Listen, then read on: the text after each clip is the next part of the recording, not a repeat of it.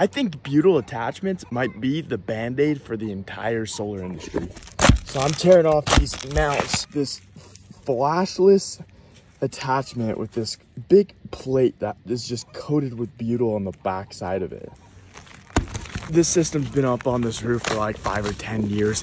And as I'm removing it, I'm cutting back, inspecting the roof, and I don't see any leaking. And to be completely honest, I don't think a single person on this roof had a tape measure. Like every single attachment is off. They're doubled up where they missed rafters. It looks like Swiss cheese out here. There's so many holes in this roof.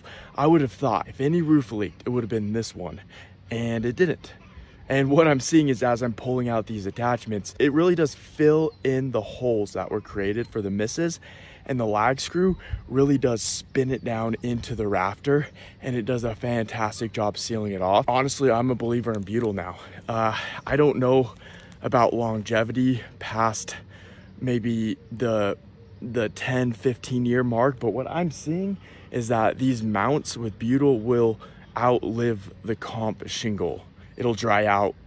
It'll you'll lose its ability to expand and contract and all that stuff. The roof will wear out before the attachment does. Now, specifically for this attachment, made by a company called Predator, went out of business. They're horrendous. I don't recommend them. I'm going to be looking at some different attachments for rail and rail-less that are Butyl coated, and giving you my review on what I think the best products are on the market. So I'll be posting some more content about that.